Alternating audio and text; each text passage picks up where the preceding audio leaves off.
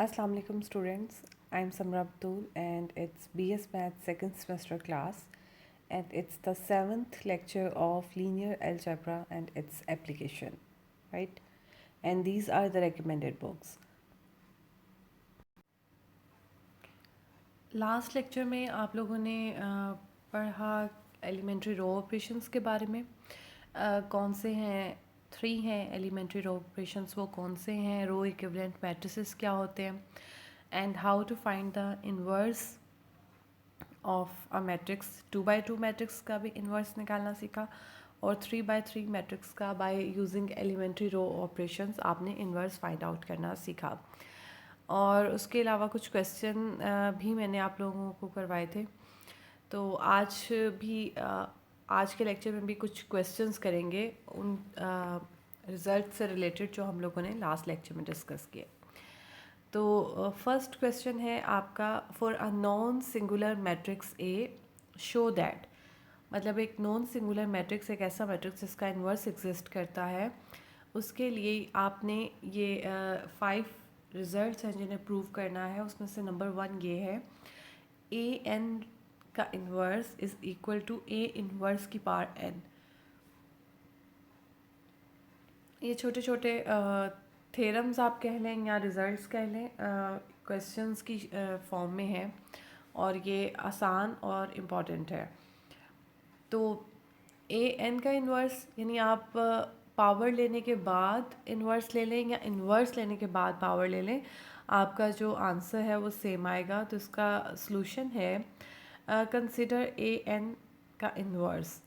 इसका मतलब ये किसके इक्वल आ गया, ए एन का मतलब है ए को एन टाइम्स मल्टीप्लाई किया, A multiply by A multiply by A n times, और उसका इन्वर्स आपने ले लिया। और इन्वर्स जो है, इन्वर्स का आपने पढ़ा था कि इन्वर्स प्रोडक्ट का अगर ए बी का इन्वर्स है, it is equal to A inverse B inverse, ऐसा ही है। तो ये आपके पास आ गया A inverse A inverse A inverse n times, and this is equal to A inverse raise to power n. तो फर्स्ट पार्ट आपका यही था। सेकंड पार्ट में है k A inverse is equal to k inverse and A inverse. इसको prove करने के लिए के ए को के इन्वर्स ए इन्वर्स के साथ मल्टीप्लाई कर देंगे।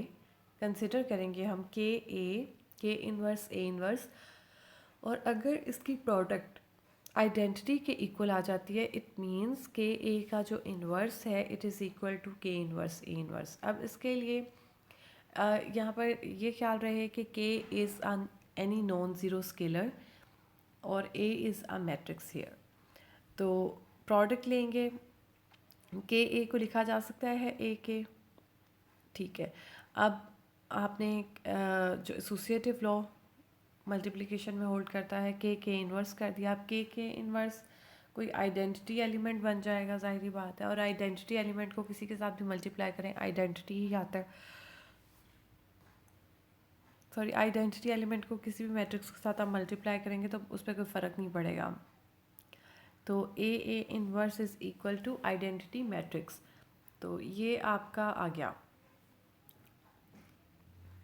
कि के इन्वर्स ए इन्वर्स आपका किसके इक्वल प्रूफ हो गया, आइडेंटिटी मैट्रिक्स के इक्वल हो गया। इट मीन्स क्या है कि के ए का inverse is equal to k inverse A inverse.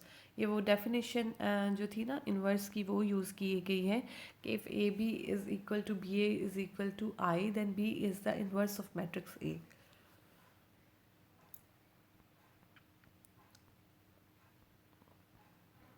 Third part है इस क्वेश्चन का, ए इन्वर्स का transpose is equal to A transpose का इन्वर्स। यानी इन्वर्स और ट्रांसपोज का ऑर्डर अगर आप चेंज कर दें, पहले इन्वर्स लें या पहले ट्रांसपोज, इससे कोई फ़र्क नहीं पड़ता। और इसको प्रूव करने के लिए अगेन, क्योंकि ए ट्रांसपोज का इन्वर्स है तो हम ए ट्रांसपोज को मल्टीप्लाई कर देंगे इन्वर्स के बगैर, सिर्फ ए ट्रांसपोज को मल्टीप्लाई कर देंगे ए इन्वर्स टी के साथ। पोस्ट मल्टीप्लाई भी करेंगे और प्री मल्टीप्लाई भी करेंगे। और अगर दोनों तरह से हमारा आंसर आइडेंटिटी आ जाता है तो it means A T inverse is equal to A inverse T. तो ए इनवर्स टी को ए ट्रांसपोज से मल्टीप्लाई किया, यहाँ पोस्ट मल्टीप्लाई किया है हमने ए ट्रांसपोज के साथ, तो ये आपके पास आ गया ए इनवर्स और उसका ट्रांसपोज। ए इनवर्स किसके इक्वल आता है? आइडेंटिटी के, और आइडेंटिटी का ट्रांसपोज भी आइडेंटिटी ही के इक्वल आता है। तो पोस्ट मल्टीप्लिकेशन में प्रूव हो गया। प्री मल्टीप्लिकेशन के लिए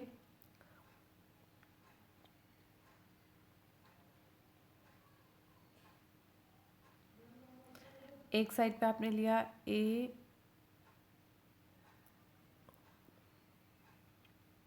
ये इस तरह करने की बजाय आप पोस्ट और प्री मल्टीप्लाई ही करें।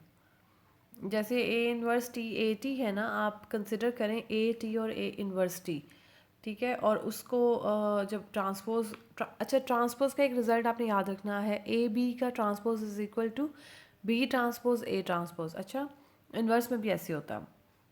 तो आप पोस्ट और प्री मल्टीप्लाई करके आप इसको प्रूव कर दें। तो नेक्स्ट आपका क्वेश्चन है, फोर्थ क्वेश्चन है, ए कॉन्जुगेट का inverse is equal to A inverse का कॉन्जुगेट, यानी कॉन्जुगेट और इनवर्स भी के ऑर्डर भी रिवर्सिबल हैं। आप पहले कॉन्जुगेट ले लें या पहले इनवर्स ले लें, इससे कोई फ़र्क नहीं पड़ता। तो ए कॉन्जुगेट का inverse is equal to A inverse का कॉन्जुगेट। इस अब जहाँ पर भी जिस क्वेश्चन में भी इनवर्स आता है ना, यानी बाहर अलग से इनवर्स आ जाती है पावर, तो आप उसको ऐसे ही प्रूव करें कि पोस्ट और प्री मल्टीप्लाई करें इन्वर्स के बगैर वाले एलिमेंट से, यानी ए इन्वर्स कॉन्जुगेट को ए कॉन्जुगेट से मल्टीप्लाई करें आप, पोस्ट और प्री मल्टीप्लाई करें, और आप चेक कर लें कि आपका आंसर आइडेंटिटी आ जाता है। और वैसे भी अब आपको पता चल गया कि अगर किसी का भी इन्वर्स आपने प्रूव करना है तो उसका यही मेथड है। तो कंसिडर किया आपने ए कॉन्जुगेट को मल्टीप्लाई किया ए इन्वर्स के कॉन्जुगेट से, और आपके पास आंसर आ गया identity. Now pre multiplying by A conjugate का इन्वर्स, यानी बोथ साइड्स को आपने कॉन्जुगेट के इन्वर्स से मल्टीप्लाई कर दिया। दूसरा मेथड मैंने आपसे डिस्कस किया, दूसरे काम भी आप कर सकते हैं। अब यहाँ पर ए कॉन्जुगेट के इन्वर्स से प्री मल्टीप्लाई कर दिया आप लोगों ने दोनों साइड्स को, आइडेंटिटी को जब मल्टीप्लाई किया तो वो तो आपका वही आ गया आंसर, ए कॉन्जुगेट का इन्वर्स। और जो लेफ़्ट साइड है आपकी, उसको आप देखें, यहाँ पे लिखा हुआ है ए कॉन्जुगेट का इन्वर्स, ए कॉन्जुगेट और ए इन्वर्स का कॉन्जुगेट। अब ये देखें, एक है ए कॉन्जुगेट और एक उसका इन्वर्स है। जब उन दोनों को मल्टीप्लाई करेंगे तो आइडेंटिटी हो जाएगा, आइडेंटिटी को साथ वाले मैट्रिक्स से मल्टीप्लाई करेंगे तो वो भी आपका वही सेम ही मैट्रिक्स रह जाएगा। तो ये रिज़ल्ट आपका प्रूव हो गया। क्वेश्चन नंबर 2 का फिफ्थ पार्ट, ए ट्रांसपोज है, कॉन्जुगेट है और उसका इन्वर्स, यानी हर्मिशन मैट्रिक्स। ए ट्रांसपोज लिया, कॉन्जुगेट लिया और उसका इन्वर्स लिया, it is equal to A inverse का ट्रांसपोज और फिर कॉन्जुगेट। ठीक है, इन्वर्स को सबसे अंदर ले आए, पहले सबसे बाहर था और सबसे अंदर ले आए, तो ये आपका जो है वो सेम होगा। अगेन यहाँ पे इन्वर्स है इन्वॉल्व, तो आप इसे इन्वर्स वाले मेथड से करें, सॉल्व किया हुआ आपके पास मौजूद है। आज के लेक्चर में आप लोगों को लग रहा होगा मैं थोड़ा लो साउंड कर रही हूँ, मेरी थोड़ी सी मेरे सर में दर्द थी, तबीयत ख़राब थी, लेकिन ये लेक्चर्स रिकॉर्ड करने थे। अगर इसमें थोड़ी सी एनर्जी आपको कम लगे तो उसके लिए सॉरी। ठीक है, मैंने कोशिश की कि पहले ठीक हो जाऊँ और फिर रिकॉर्ड करूँ, लेकिन फिर इसका टाइम था, ड्यू डेट थी जो लेट हो रही थी, तो फिर इसलिए फिर मैंने इसको ऐसे ही रिकॉर्ड किया। ठीक है, तो इस सेम क्वेश्चन नंबर 2 के 5 पार्ट्स हैं, जिसमें से सेम एक ही पैटर्न पे उनको प्रूव किया गया है। क्वेश्चन नंबर 3 आपका है, if A is invertible and A B is equal to zero, show that B is equal to zero. ये आपने प्रूव करना है। If A is invertible and A B is equal to zero, show that B is equal to zero. Given भी होगा इसका proof, लेकिन आप कोशिश कीजिएगा कि आप खुद करें। ठीक है, नेक्स्ट क्वेश्चन है, जितना लंबा क्वेश्चन है इसका सोल्यूशन छोटा ही है क्वेश्चन नंबर 4 का। क्वेश्चन मैं आपको पढ़ के सुनाती हूँ। Let A and B be distinct n by n matrices with real entries। ठीक है, A and B be distinct n by n matrices with real entries if AB square is equal to BA square and A cube is equal to B cube, show that A square plus B square is not invertible.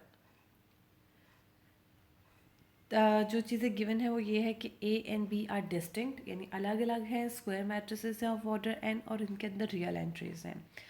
और फिर क्या given है, A B square is equal to B A square और A cube is equal to B cube, and you have to show that A square plus B square is not invertible. Invertible means उसका inverse exist करता है, not invertible का मतलब है कि उसका inverse exist नहीं करता. तो क्वेश्चन यहाँ पर भी लिखा हुआ है, लेकिन मैं बुक से आपको क्वेश्चन पढ़ती हूँ ताकि आपको पता चले कि एग्जैक्ट इसकी स्टेटमेंट क्या है. तो now given that A square B is equal to B square A and A cube is equal to B cube. उसके अलावा हमें ये भी पता है कि A B are real entities वाले एन ऑर्डर के डिस्टिंक्ट मैट्रिसेस हैं, यानी A B are different. Suppose that A square plus B square is invertible. ये हमने सपोज किया और इसी सपोजिशन को हमने रॉन्ग प्रूफ करके कंट्राडिक्शन से अपने क्वेश्चन को सॉल्व कर देना है. तो if A square plus B square is invertible then a minus b is equal to I a minus b. I is identity motion, matrix. I is identity matrix and a minus b is equal to I a minus b. इससे कोई फ़र्क पड़ता है? I को ही just multiply किया तो same ही है दोनों साइड पे. अब a square plus B square का इन्वर्स और a square plus B square को आप कंसिडर करेंगे, यानी I की जगह आप क्या लिखेंगे, ए स्क्वायर प्लस बी स्क्वायर का इन्वर्स और ए स्क्वायर प्लस बी स्क्वायर. यहाँ तक तो कोई कंसिडर किया हमने ए माइनस बी और उसको मल्टीप्लाई कर दिया आई के साथ. आई से मल्टीप्लाई करने से कोई फ़र्क नहीं पड़ता. और आइडेंटिटी मैट्रिक्स को आपने लिख दिया ए स्क्वायर प्लस बी स्क्वायर का इन्वर्स और उसे मल्टीप्लाई किया साथ ए स्क्वायर प्लस बी स्क्वायर से. ये दोनों इन्वर्स और वो खुद मल्टीप्लाई होकर आई ही बनेगा ना. अब जो इन्वर्स वाला है उसको एज इट इज़ रहने देना और दूसरा को मल्टीप्लाई कर देना है. This is equal to A cube plus A square plus B square A minus B cube. अब ये दोनों टर्म्स जो हैं वो ज़ीरो हैं, जैसे कि हमारे पास रिज़ल्ट है. हमारे पास ये रिज़ल्ट है ना, बी स्क्वायर ए माइनस. आप इक्वेशन की एक साइड पे ले जाएं, या वैसे भी आप कह सकते हैं कि दोनों बराबर हैं तो माइनस करेंगे ज़ीरो आ जाएगा. तो ये जो ये वाला एक्सप्रेशन है मैट्रिसेस की, ये तो हो गई ज़ीरो मैट्रिक्स. अब ज़ीरो मैट्रिक्स को आप इसके साथ मल्टीप्लाई करेंगे तो ये भी zero. It means A minus B is equal to zero. This implies that A is equal to B. A contradiction. क्या कंट्राडिक्शन है कि ए और बी तो डिफरेंट मैट्रिसेस थे, सेम तो थे ही नहीं. तो ये तो हमारी कंट्राडिक्शन आ गई जो क्वेश्चन में ही थी, सपोजिशन उससे. तो it means A square plus B square is not invertible, यानी इसका इन्वर्स जो है वो एग्जिस्ट नहीं करता. राइट. Next question.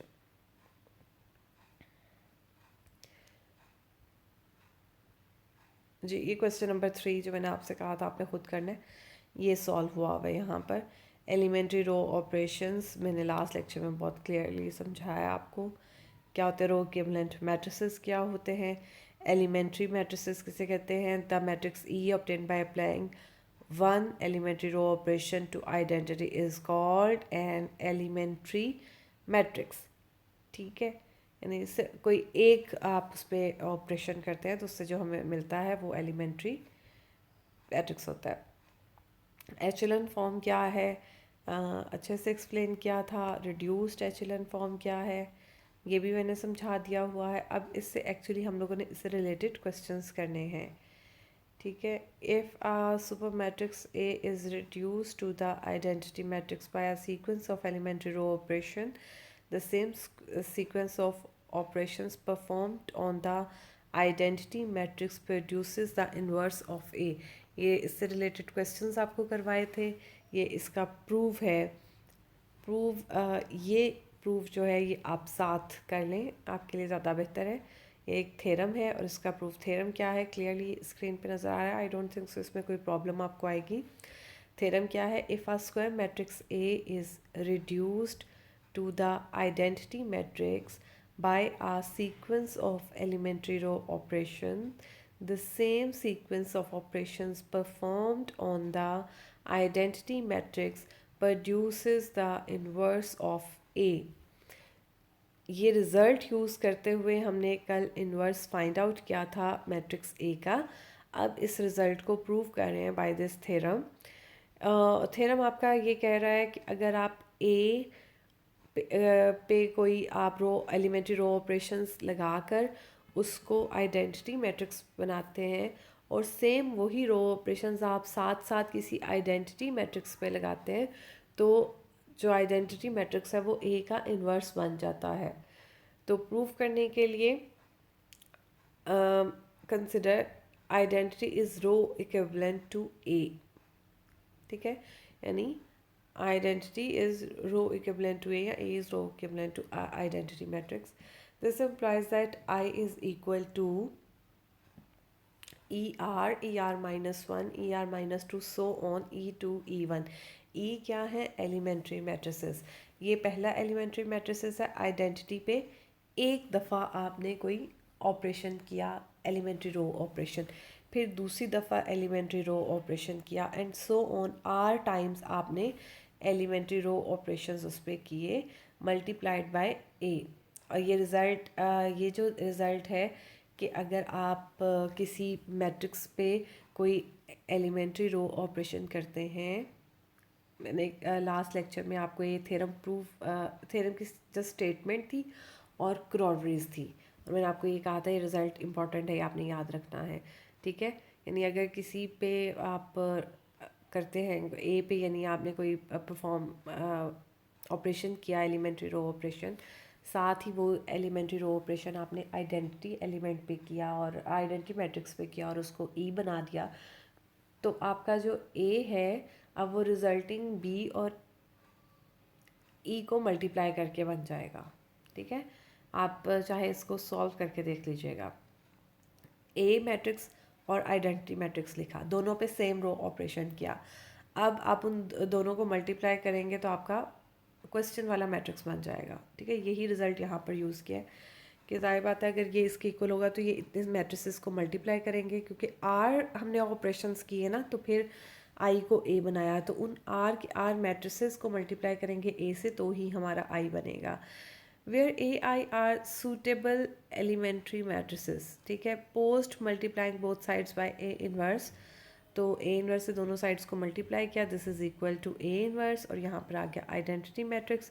तो A inverse आपका ये आ गया कि आपने इनको मल्टीप्लाई करके जो, यानी ये जो रो ऑपरेशंस करके जो आपके पास फाइनली एक एलिमेंट्री मैट्रिक्स आएगा A inverse उसी के इक्वल होता है. तो ये बस ये छोटा सा प्रूफ है, इसको एज इट इज़ आपने याद कर लेना है. और इससे पहले जो प्रूफ इसमें यूज़ हुआ वो थ्योरम मैंने आप लास्ट लेक्चर में एक स्लाइड पे शो किया था और साथ उसकी क्रॉडरीज भी थी, वो भी पढ़ लें जी. Find the inverse of matrix over R. एक मैट्रिक्स आपको गिवन है, आपने इसका इन्वर्स फाइंड करने हैं. ठीक है, ये क्वेश्चन नंबर 5 या 4 आप कह लें, यहाँ पे 4 लिखा हुआ है, वैसे बुक का क्वेश्चन नंबर 5 है और इसके हैं 7 पार्ट्स हैं जिसमें आपको 3x3 और 4x4 और एक मैट्रिक्स ऐसा है जो है 5x5 का. ठीक है, तो मैट्रिसेस गिवन है और आपने by using row elementary operations आपने इसका इन्वर्स फाइंड आउट करना है. तो क्वेश्चंस करवा दूँ आपकी प्रैक्टिस के लिए, ऐसा करती हूँ सारे नहीं पार्ट्स करवाती, एक 3 पार्ट्स करवा देती हूँ ताकि आपकी प्रैक्टिस हो जाए. वैसे तो ए इन्वर्स फाइंड आउट हमने लास्ट लेक्चर में भी किया था थ्रू एलिमेंट्री रो ऑपरेशंस. तो find the inverse of 10k 010001 over R. बड़ा आसान सा उसने मैट्रिक्स आपको दिया ताकि इन्वर्स आप करें. और इसमें अगर आप अपने रिजल्ट्स को चेक करना चाहते हैं ना, ऊपर थ्योरम्स वाले जो रिजल्ट्स हैं आप उनको भी चेक कर सकते हैं और ज़रूर कीजिएगा. ठीक है, मैट्रिक्स ए रखा और आइडेंटिटी मैट्रिक्स रखा. हमने करना क्या है, हमने ए को आइडेंटिटी मैट्रिक्स में कन्वर्ट करना है बाय एलिमेंट्री रो ऑपरेशंस. और अभी ए में और आइडेंटिटी में क्या फ़र्क है कि ए की फ़र्स्ट रो में के जो है वो नहीं होना चाहिए। अब के को ख़त्म करने का तरीका क्या है कि हम R3 को के से मल्टीप्लाई करें माइनस के से और R1 में ऐड कर दें।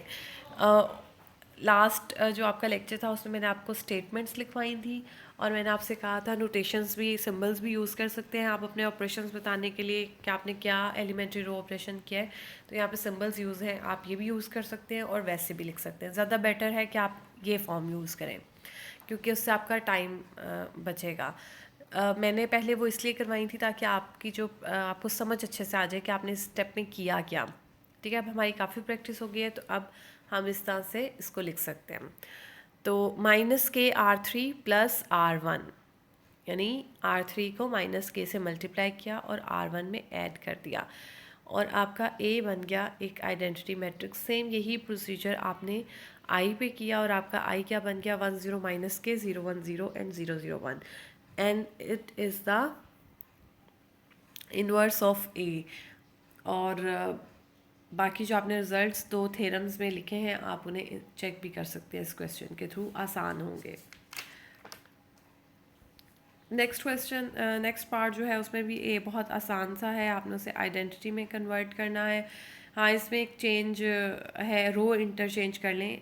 अच्छा, ये बार बार ये बात मैं आपसे कह रही हूँ कि जो एलिमेंट्री रो ऑपरेशंस वाले क्वेश्चंस हैं, मतलब जैसे अब इसमें ए इनवर्स फाइंड करने के लिए आपने ए को आइडेंटिटी मैट्रिक्स में कन्वर्ट करना है बाय एलिमेंट्री रो ऑपरेशंस। तो इसमें ज़रूरी नहीं है कि आप वही सेम ऑपरेशंस करें जो यहाँ पर हुए हुए हैं, लेकिन वो वही बात है कि आसान हो जाएगा आपके लिए अगर आप सेम इन्हीं लाइंस पे करेंगे।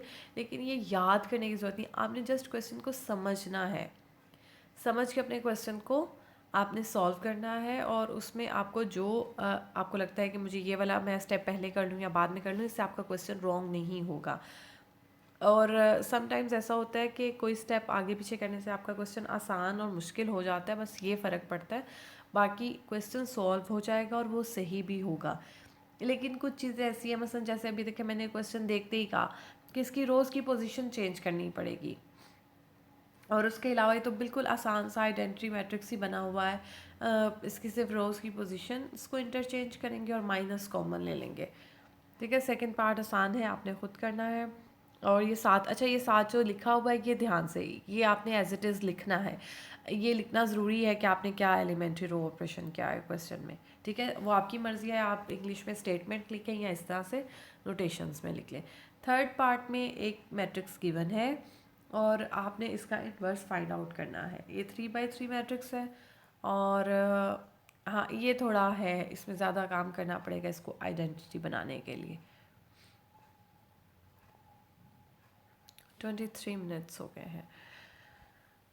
हमारे पास हैं तकरीबन 10 मिनट्स मोर। हाँ जी, हमारा नेक्स्ट क्वेश्चन भी शुरू हो ही जाएगा इंशाल्लाह।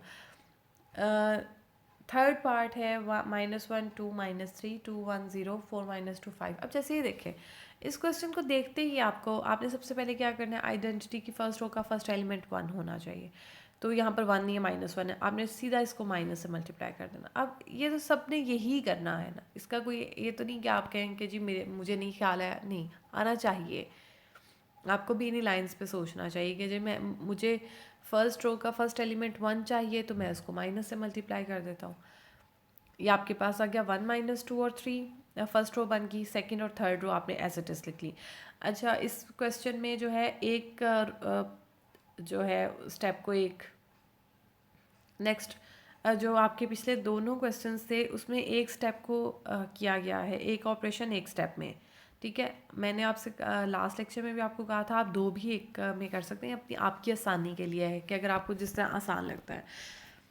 नेक्स्ट हमारा काम क्या है, पहले तो सबसे पहले फर्स्ट एलिमेंट तो 1 बना दिया। अब उस 1 के नीचे सेकंड रो और थर्ड रो के एलिमेंट्स को 0 बनाना है। उसको 0 बनाने का तरीका क्या है, जैसे 2 है, 2 0 कैसे बनेगा, अगर इसमें से 2 माइनस कर दूँगी तो मैं फर्स्ट रो को -2 से मल्टीप्लाई करूँगी और सेकेंड रो में ऐड कर दूँगी। ठीक है, 4 को 0 बनाने के लिए फर्स्ट रो को -4 से मल्टीप्लाई करूँगी और थर्ड रो में ऐड कर दूँगी। ठीक है, और ये मेरा 0 0s बन गए।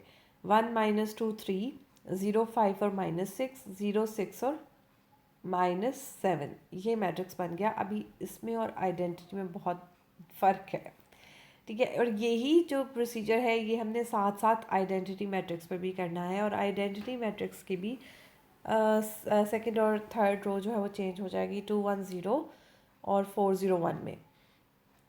अब नेक्स्ट स्टेप क्या है, 5 को 1 बनाना, ऐसा ही है ना, 5 को 1। अब 5 को 1 कैसे बनाएंगे,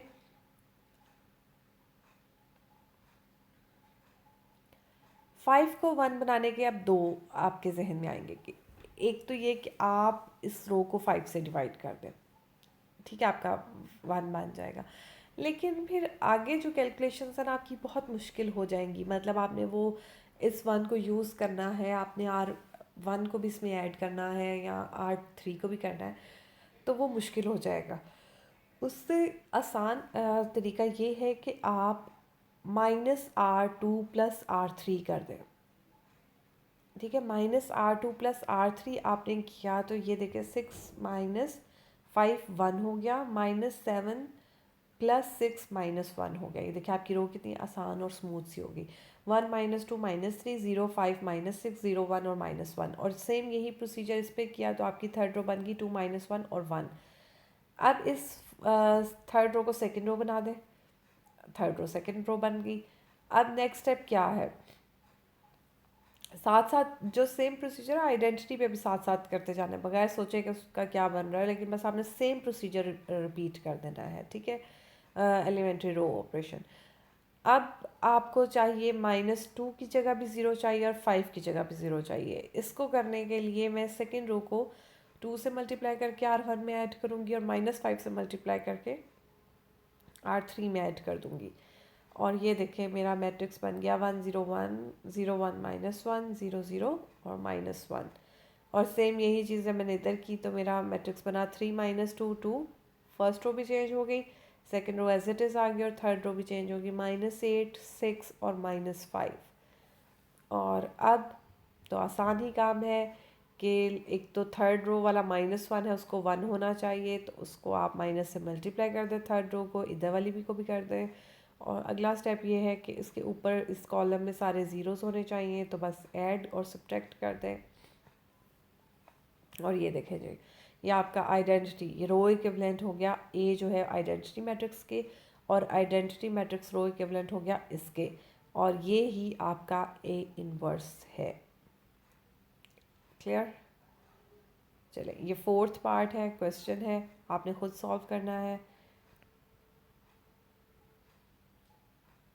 ये 4x4 मैट्रिक्स है और इजी है, रोज़ ही इंटरचेंज करके आपका काफ़ी हद तक सॉर्ट आउट हो जाएगा, ठीक है।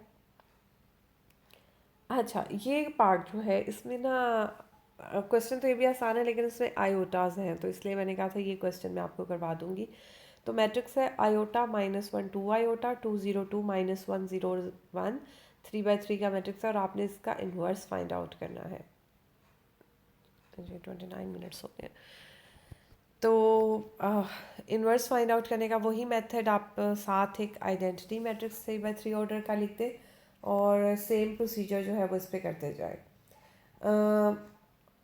सबसे पहले फर्स्ट रो में हमारे पास होना चाहिए क्या 1, और हमारे पास है क्या, हमारे पास है -आयोटा -1 और 2 आयोटा।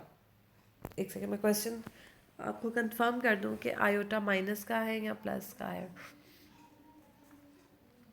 नहीं जी प्लस, ये आयोटा -1 और 2 आयोटा, नीचे है 2 0 2 और उसके नीचे है -1 0 और 1, और आपने इसका इन्वर्स फाइंड आउट करना है। अब पहला एलिमेंट आपको आयोटा की जगह 1 चाहिए, तो हम क्या करेंगे, इसको आयोटा से डिवाइड कर देंगे। जब हम इसको आयोटा से डिवाइड करेंगे तो हमारे पास आ जाएगा 1 -आयोटा और 2, और नीचे सेकंड रो आएगी 2 0 2 और थर्ड रो आएगी एज इट इज़ -1 0 और 1।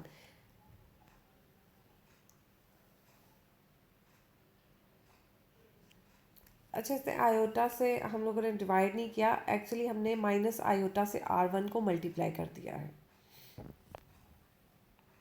ठीक है, माइनस आयोटा से हमने R1 को मल्टीप्लाई कर दिया। जब माइनस आयोटा और आयोटा मल्टीप्लाई हुए तो आयोटा स्क्वायर -1 हो गया और माइनस माइनस कैंसिल हो गया, 1 आ गया। और -1 को जब माइनस आयोटा से मल्टीप्लाई किया तो आयोटा आ गया। 2 आयोटा को जब आयोटा से मल्टीप्लाई किया माइनस आयोटा से तो आपके पास 2 आ गया। और सेम यहाँ पर जो फर्स्ट रो है उसको माइनस आयोटा से मल्टीप्लाई कर दिया। अब इस मैट्रिक्स में देखें क्या और चेंजेस करने हैं आपने। फर्स्ट रो में 1 है, well and good. Second row में 2 है और -1 है जिसे हमने ज़ीरो बनाना है। और ज़ीरो बनाने का वही तरीका है कि R3 को R1 में ऐड कर देंगे और R1 को -2 से मल्टीप्लाई करके R2 में ऐड कर देंगे। ये देखें, यही लिखा है -2 R1 + R2 और R1 + R3। इससे क्या हो गई, 2 और -1 ज़ीरो होंगे और कुछ और चेंजेस आएंगे वो देख लेते हैं। 1 आयोटा 2, फर्स्ट रो तो एज इट इज़ आ गई। सेकेंड रो आपकी क्या है, 0 -2 आयोटा और -2। थर्ड रो आपकी आ गई 0 आयोटा और 3। और इसी तरह इसकी भी सेकंड और थर्ड रो जो आइडेंटिटी मैट्रिक्स है उसकी भी चेंज हो गई। नेक्स्ट स्टेप में हमें चाहिए -2 आयोटा की जगह 1 चाहिए। -2 आयोटा की जगह 1 चाहिए तो हम इसे आयोटा बाई 2 से मल्टीप्लाई कर देंगे और ये हमारा 1 हो जाएगा। और नेक्स्ट हमारा जो है वो माइनस आयोटा आ जाएगा। और नेक्स्ट रो में भी जो आइडेंटिटी की सेकंड रो है उसको भी आयोटा बाई 2 से मल्टीप्लाई कर दिया। अब हमने थर्ड रो का जो आयोटा है, फर्स्ट रो का सेकंड वाला आयोटा और थर्ड रो का सेकंड वाला आयोटा, इनको बनाना है ज़ीरो। इसको ज़ीरो बनाने के लिए हमें R2 का इस्तेमाल करना पड़ेगा। R2 को माइनस आयोटा से मल्टीप्लाई करें और R1 में भी ऐड कर दें, R3 में भी ऐड कर दें और ये साथ लिख भी दें।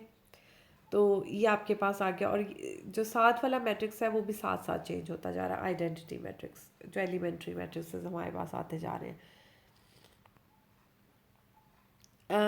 अब आपके पास सिर्फ थर्ड कॉलम चेंज करने वाला रह गया, 1 माइनस आयोटा और 2।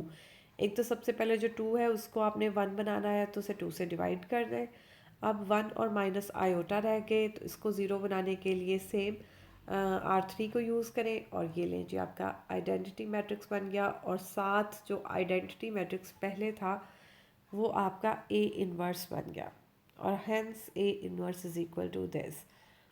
एक पार्ट इसका जो है वो मुश्किल नहीं है, सेम इन्हीं लाइंस पे, बस थोड़ा सा लेंथी है। नेक्स्ट लेक्चर में इंशाल्लाह वो करेंगे 5x5 मैट्रिक्स का। उससे आपने घबराना नहीं है, बस वही मैं बता रही हूँ कि सेम इन्हीं लाइंस पे लेकिन थोड़ी कैलकुलेशंस लेंथी हैं। ठीक है, तो टाइम भी आपके आज के लेक्चर का हो गया। ओके जी, अपना ख्याल रखिएगा। बेस्ट ऑफ लक, अल्लाह हाफ़िज़।